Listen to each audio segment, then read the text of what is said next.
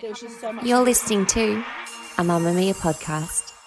Mamamia acknowledges the traditional owners of the land we have recorded this podcast on, the Gadigal people of the Eora Nation. We pay our respects to their elders, past and present, and extend that respect to all Aboriginal and Torres Strait Islander cultures.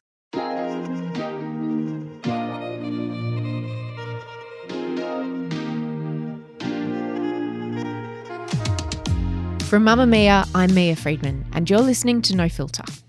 In 2018, a woman wrote an opinion article for the New York Times called I Want to Get Rich and I'm Not Sorry. Her name was Jessica Knoll, and depending on how you define rich, she already was. 3 years before she wrote about how much money she wanted to make, Jessica's first novel, The Luckiest Girl Alive, had become an instant international bestseller. It was huge. Knoll is no stranger to the headlines. Her 2015 debut novel, Luckiest Girl Alive. Did you guys read this? This was a huge hit. It became an instant bestseller all over the world. It's about a woman who's trying to reinvent herself after a gang rape and then the relentless bullying that followed. She was just 32 years old, and she'd been working in magazines, Cosmopolitan, in fact, after experiencing something hugely traumatic and life-changing while she was at high school.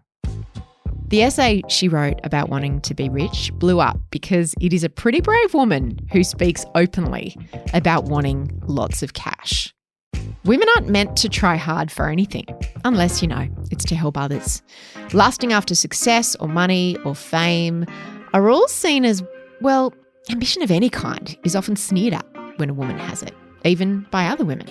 Many of us, me included, have internalised the idea that a good woman should be selfless and she should never ever strive for more than she's given, let alone openly speak about it.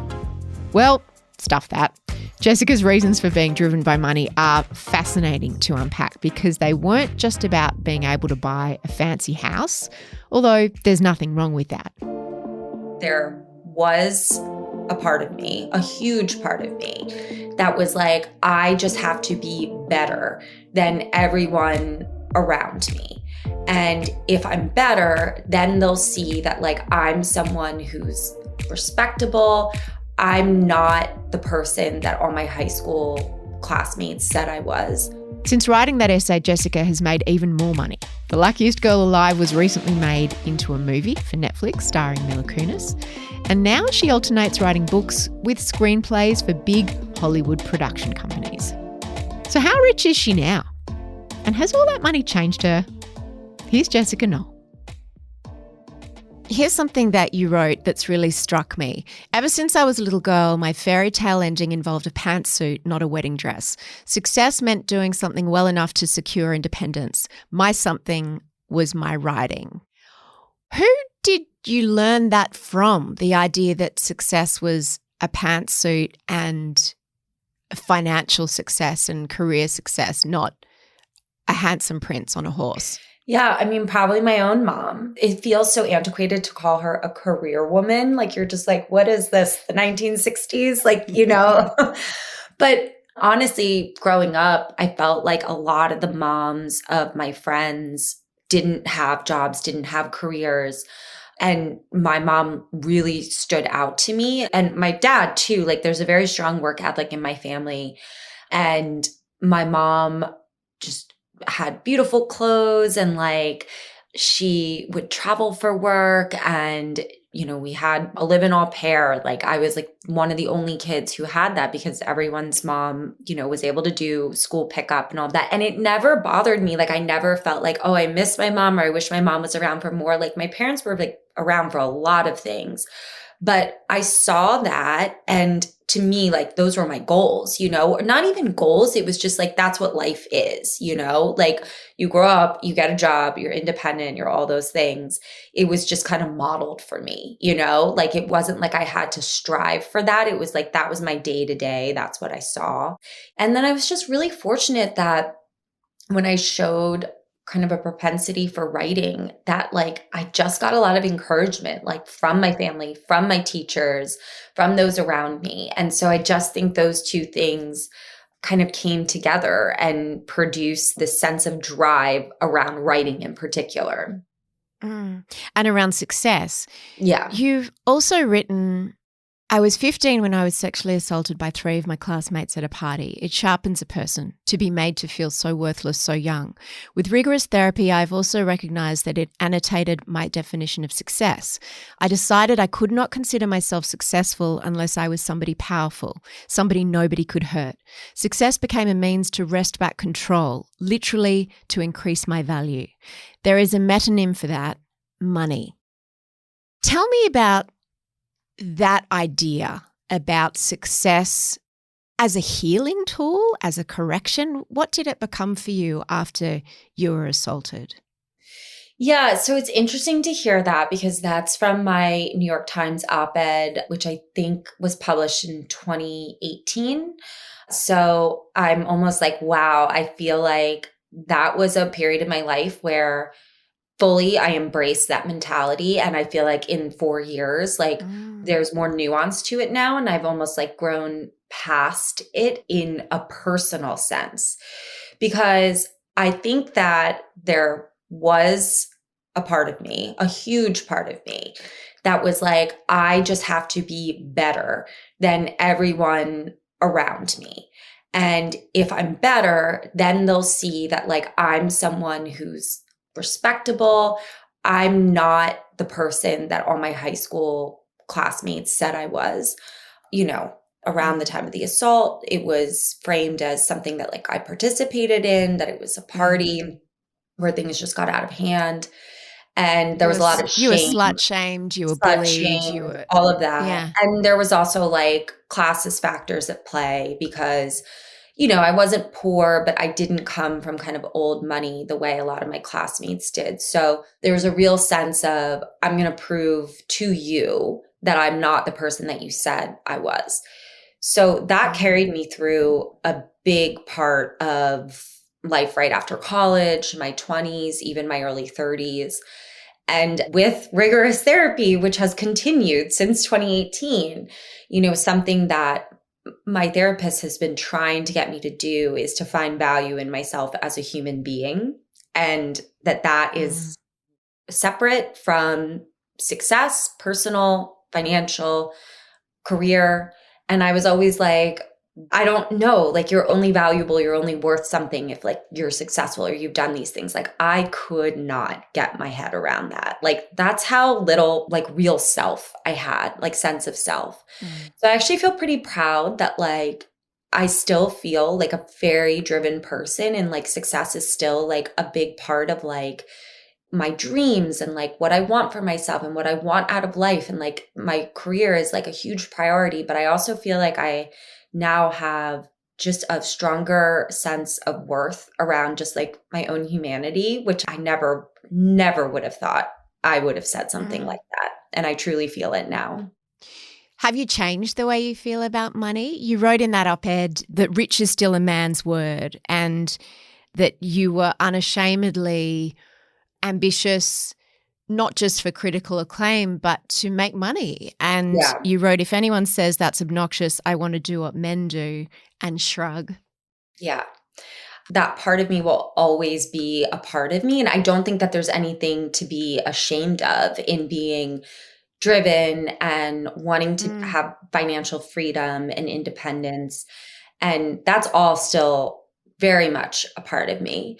It's weird because as you get older, you just feel like you have more responsibilities in life, and homeownership, like, you know, thinking about starting a family, like all of these things are like 4 years makes a difference, you know, when you start considering things like that. So I might have been like a little bit more bombastic about financial success when I was a couple years younger.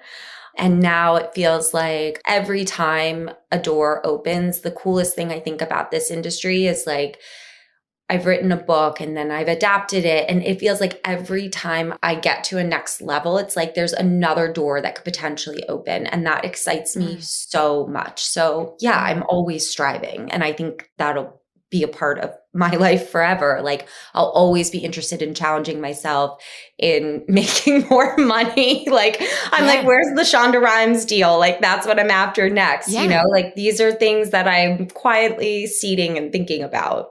One of the worst things a woman can do is make money. You know, I co-own a media company with my husband that we built from scratch. And I remember a friend telling me that she got into a fight with some women in a social situation who were bitching about me. And they said, you know, Mia Friedman, she makes money out of feminism. And my friend was like, well, isn't that the point of feminism? Like, is it better that, I don't know, Rupert Murdoch makes money out of feminism?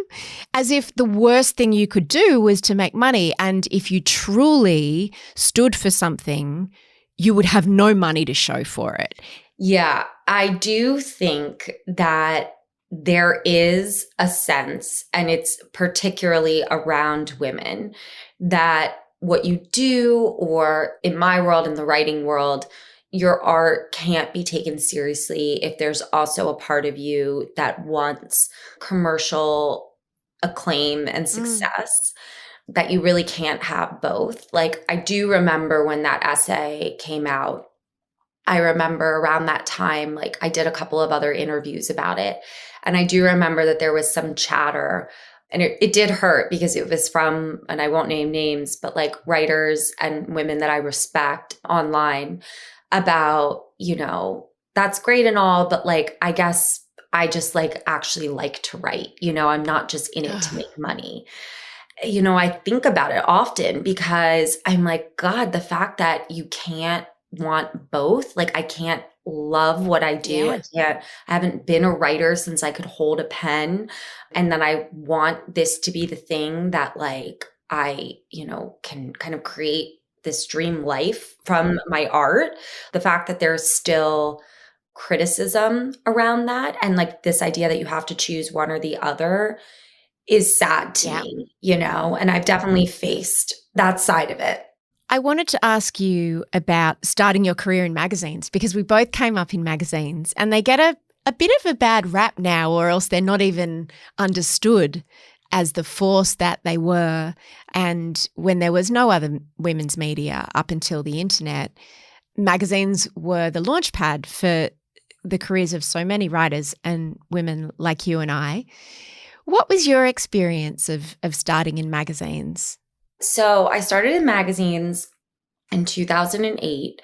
I started as an editorial assistant at Cosmopolitan US, and I truly credit it for everything good I have in my career now. I often compare it to when you hear actresses like Susan Sarandon talking about starting, you know, in soap operas, and that like they learned everything. And not only that they learned from that role, but that they continue to put into practice the things that they learned from those sets, you know, having to hit your marks, having to, you know, memorize your lines within, you know, a couple of hours of getting a new script, being quick on your feet, all of these things. I'm like, this is how I feel about the world of magazines. Not just that it allowed me to earn a paycheck and, you know, here in the States, we need health insurance. Yeah. It allowed me to have health insurance and like all of these things and like live like a human being, while at the same time being able to write and become a better writer. It put me in rooms with women who are also incredibly ambitious and also encouraged me to write a book, because lots of, as you know, editors and magazine writers have, you know, separate publishing careers. And that was something that I saw with a lot of the top editors, with my own boss, with Kate White, our editor-in-chief. So they were all very encouraging of me. And beyond that, in the development process of adapting Luckiest Girl Alive from a book to screenplay, there are so many notes documents. There are notes from the producers, from the director, from the actress, from the team at the streamer or the studio, whoever it is. And this happens over and over. You get a note stock, you clean it up, it takes you months, you turn it in, and it's like rinse and repeat. Like 100 more times before this thing actually goes. And I never felt, I mean, I don't want to say never, because there were definitely times where I got a notes document and I was like, I don't know that I can go back into this again. But I never took it as a sign that the product itself wasn't good, or I never fought the notes, because I was like, I know from my days in magazines that this is just a part of the process, and that these are people that you trust. You know that they're good writers. They have good eyes. They know what makes a good story, whether that's in a magazine or on screen. And I'm going to listen to them and I'm going to trust them. And so magazines gave me that. And at the end of the process, you know, of 7 years working on the script for Luckiest Girl Alive, I had one of the execs say to me, I really have not had an experience with a writer where they are so good-natured about notes. And in taking the notes, and also not taking them like prescriptively, like you would get these notes and be like, okay, I see the ones here and I see your argument for it and I'm going to work on these, but I'm still going to do it in a way that it's like my voice. She was like, I don't know, it's just like a really special skill. Like you should know you have that. And I just thought like, that's from my days at Cosmopolitan. Like I know it is. Like I went through, like you really go through it, like in the magazine world. And like, I'll be grateful for that forever. Coming up, Jessica explains why she had to fight like hell to write her own screenplay and why it took 7 long years to get to our screens. She also talks about why she doesn't know who she is if she's not working. And we have a very frank discussion about kids and career. I think I may have said the wrong thing.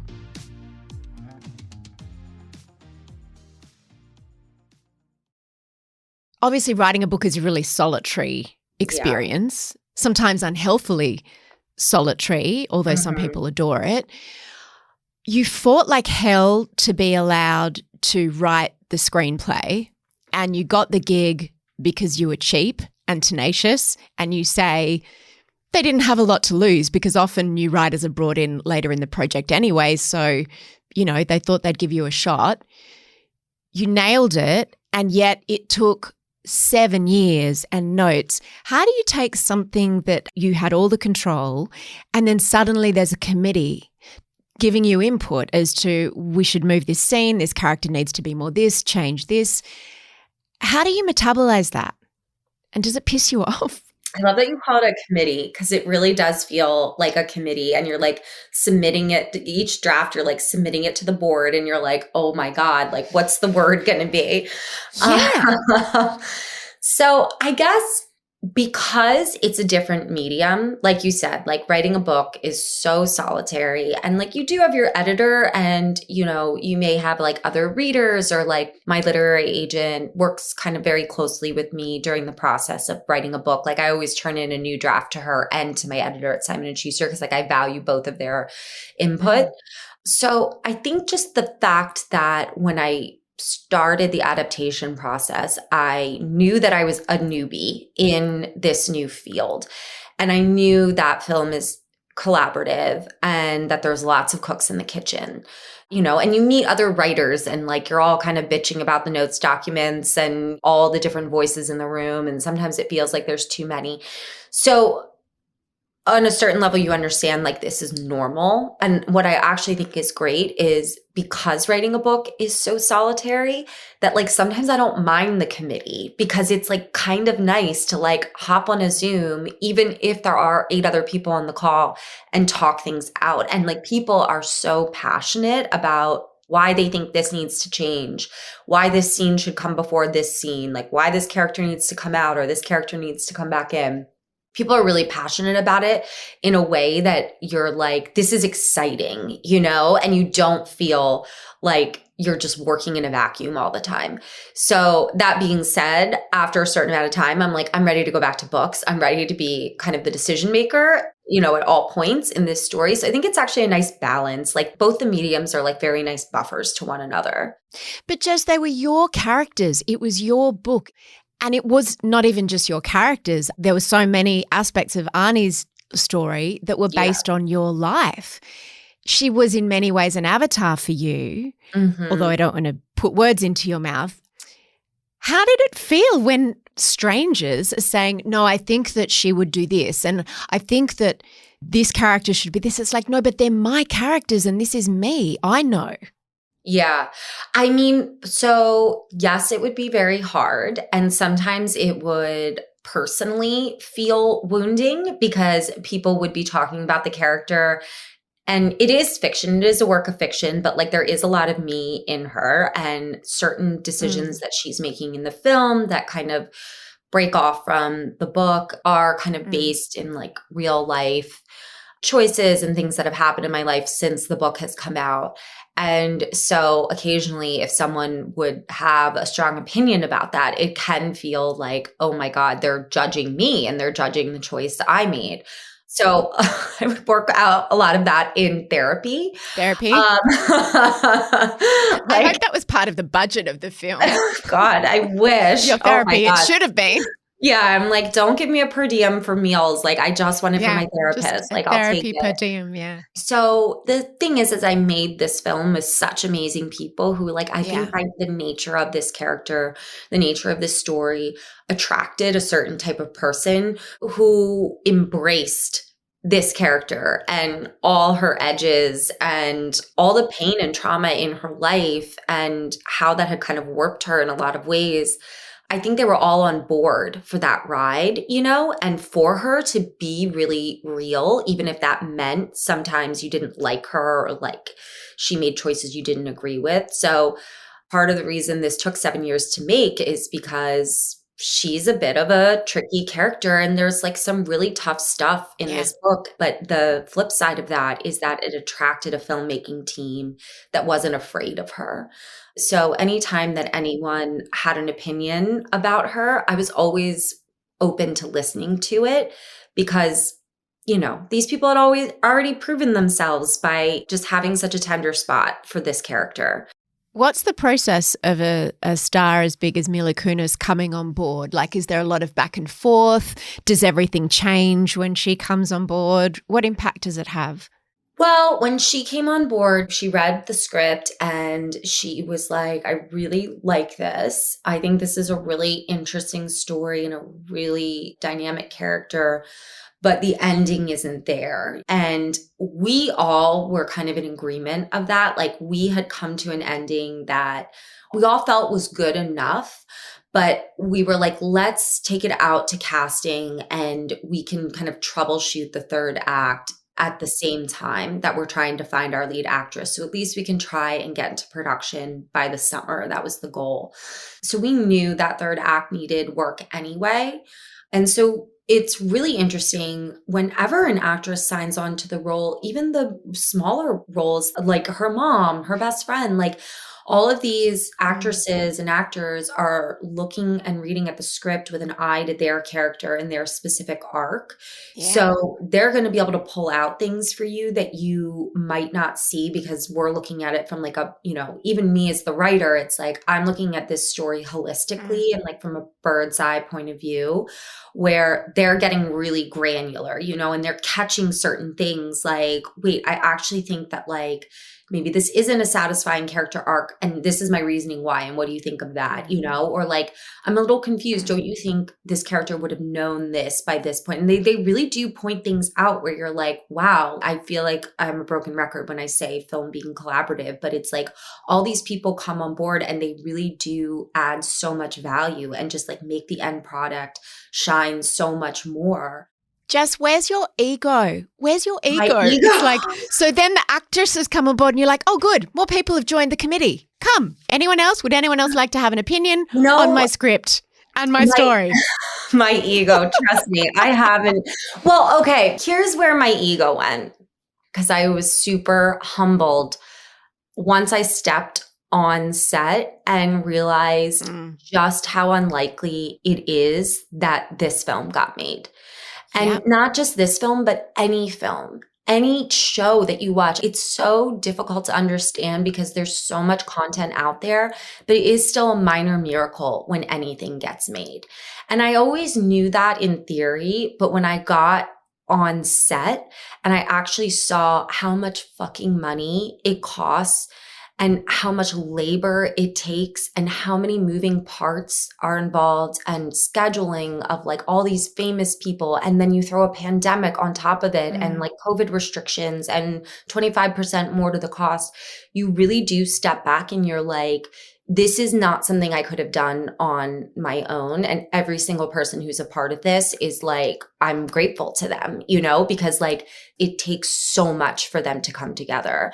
And I don't know, it really just like humbled me. Whereas, I mean, going back to the idea of like a book, it feels much more solitary. It feels like if it does well, you're like, yeah, I did that. That's mine, baby. You know, it's a different thing with a film or anything that ends up on your screen. At least for me, it just like really changed my perspective on things. Something that you write about so viscerally in the book, and I know you've spoken about it a little bit before, is the loathing that Arnie has for her body and the way she diets, the way she starves herself, the way, you know, ostensibly in preparation for her wedding, which is going to be this cleansing triumph to her story. Is that something that you could relate to, your feelings about your own body? Yeah, definitely. I was full throes into an eating disorder when I was writing that book. And I remember my turning in like an early draft to my lit agent. And she was like, there's so much food stuff in here. Like you've really got to, you know, just pare it down a little bit.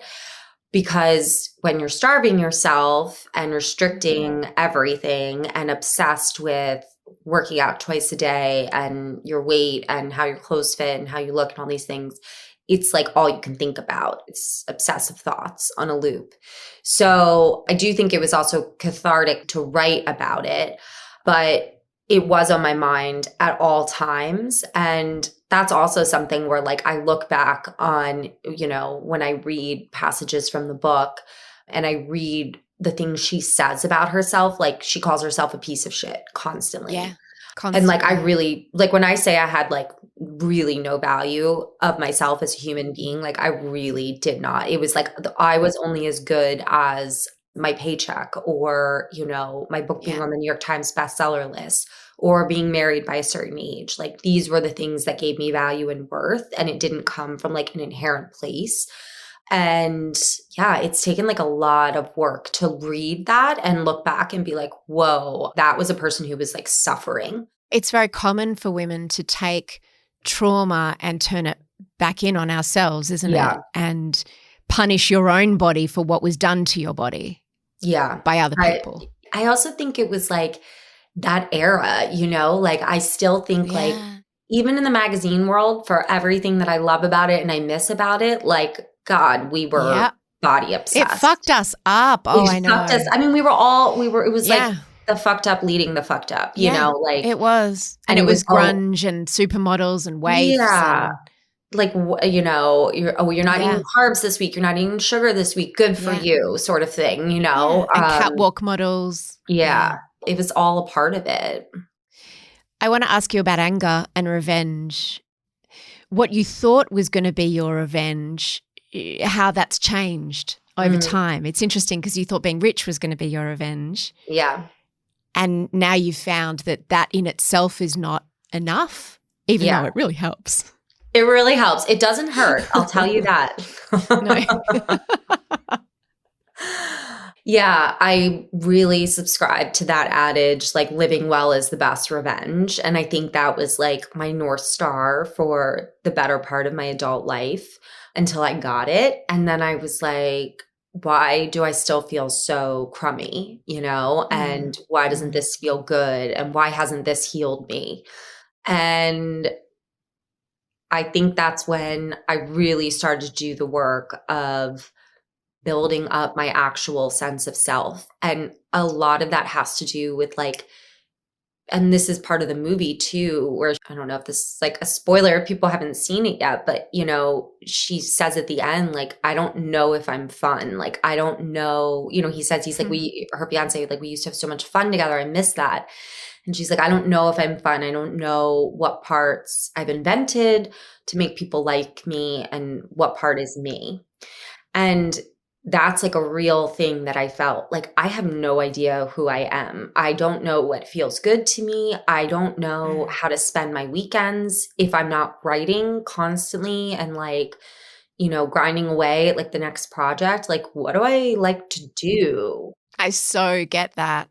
I don't know what I like to do. Like, I guess I just sit on the couch and watch TV, but that feels kind of gross after a while too. So like, my therapist would be like, hobbies. And I'm like, hobbies? No, but I think that we're actually super lucky that the thing that we love is also our work and the thing we get paid for. Agreed. Yes. Tell me about your husband. We just celebrated our 10-year wedding anniversary. The night of the New York City premiere of the movie was our 10-year wedding anniversary, which is crazy. It's a pretty hot date night. Yeah, not a bad date night. We got all dressed up, had some champagne, you know, like really could not have been a better anniversary. We met in New York when like my first year that I moved to New York, and we've been together ever since. How has your success and I wouldn't say good fortune, but big fortune, well-deserved fortune, how's that impacted the dynamics in your relationship? Has it? When I worked at Cosmo, I did the bedside astrologer. That was my page. And so the astrologer would like come into the office once a year and like do the charts of all the editors who worked on the page, which was really fun. And I'm not someone who's like super into all of that stuff. Like, I know I'm a Sagittarius, but I'm like all the moons and suns and the rising and whatever. I'm like, I don't know. Like, I guess everything can mean it's something. Complicated. Yeah, it's complicated. And if you love it and it works for you, good for you. It's just never been that thing that I've, you know, been able to, you know, get into. So the one thing that she did is she did my chart, and my husband's a Gemini, and she said, Sagittarius and Gemini, that's a pairing that will rule the world. They're both like very driven, very goal oriented, big dreams, big dreamers. And I think that very nicely sums up our relationship. And like before my book even came out, like he was like, oh my God, what if it's like really successful and like we can do this and we can do that? Like he was so excited. You know, we've been married 10 years. We don't have kids. Like we're very focused on our careers. Like, and he's just like my biggest champion, you know? So I feel like I actually couldn't have ended up with a person who's better suited to that very driven side of me. That's the part of our relationship where like we speak the same language. Like there are other areas where like we definitely don't, and like we have to work on it, and like we fight and we work on communication and tone and like all those things you have to do in a marriage. But that area of like career and money and all of those things, like we speak the same language, and that's pretty cool. You don't have to answer this if it's too personal, but are you on the same page with your husband and your thoughts about having kids in the future, or it's something that's not for you? I am. And it's something that like we've talked about and we've worked on together, because like I didn't know what the answer to that question was for a long time. And he was always someone who was just like, I'm game for whatever you want to do, which I'm told is the best way someone can be. If one partner is a little bit like ambivalent, it's good if the other partner is like supportive. But sometimes I almost wish that he was super like, I really want to have kids, because it just felt like I was like, I don't know what to do, you know? And he was like, I'll leave it to you to figure out, you know? And then that was like more work I had to do in therapy of like, okay, I don't know myself. I don't know if I want kids. The idea of kids terrify me, because giving up my time and energy to anything but my writing and my career is like, I truly don't know how people do it. Lots of successful people and very driven people have kids. And I'm just like, they must really want it then, because it's craziness. It's madness to try and do both, you know? I know a lot of friends who are like, I always wanted kids. I'm just surprised by how hard it is. And I'm like, see, I'm the type of person who's like, I need to hear like, is it good? Is it joyful at any points? You know what I mean? Oh my God. I'm so just do it. Just go and get pregnant now. When we're finished, just go.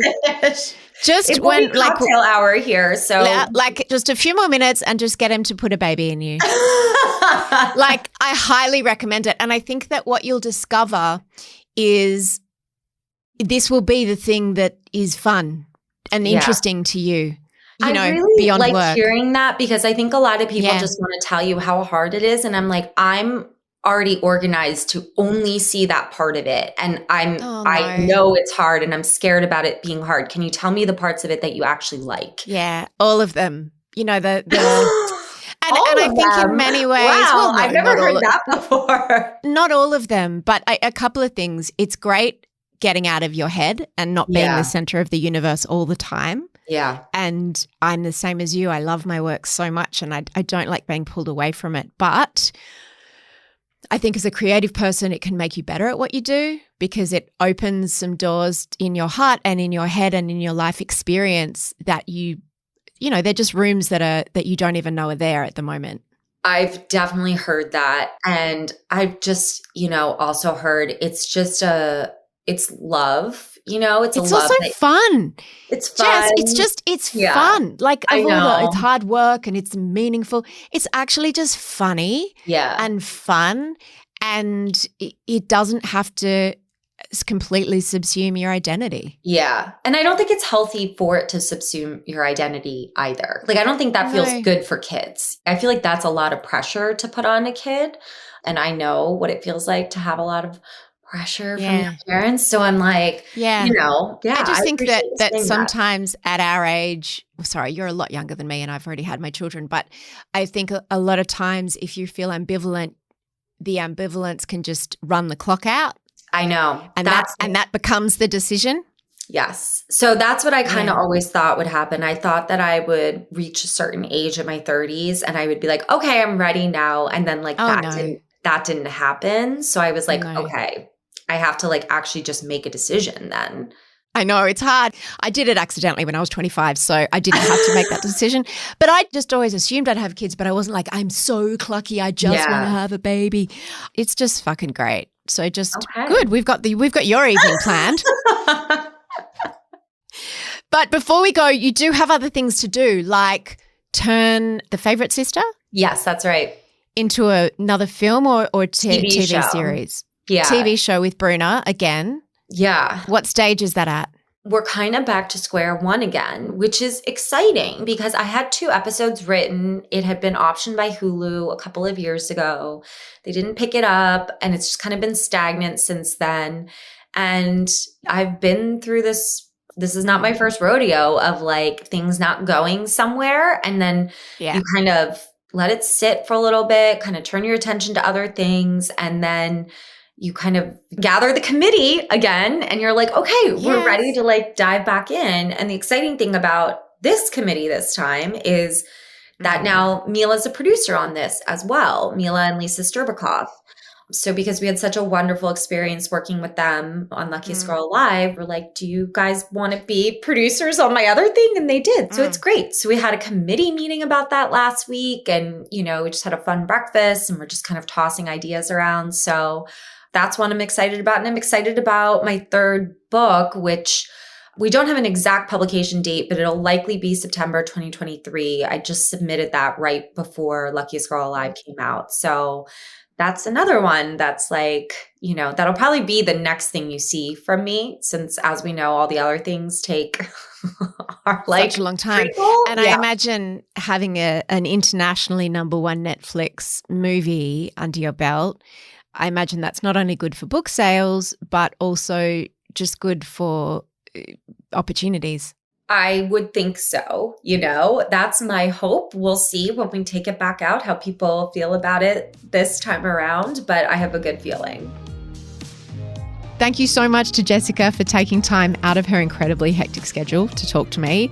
I met Jessica actually when we were both seated next to each other at our mutual friend, producer Bruna Papandrea, who is the producer both of Luckiest Girl Alive and the producer of the show that I'm making with her company that's based on my memoir, Work-Strife Balance. I was immediately so interested in her story and the story of Luckiest Girl Alive. I hadn't read the book at that stage, so after we had dinner at this party, I immediately downloaded it on my Kindle, inhaled it, loved it. Whether you've seen the Netflix movie or not, highly recommend you read the book. It's really, really great. And then she has another book called The Favourite Sister, which I also inhaled. The producer of No Filter is Emmeline Peterson. The executive producer is Eliza Ratliff, with sound production by Madeline, Joannou. I'm Mia Friedman, and thank you for having me in your ears, and thank you especially if you are a Mamamia subscriber for supporting women's media and everything we do here at Mamamia.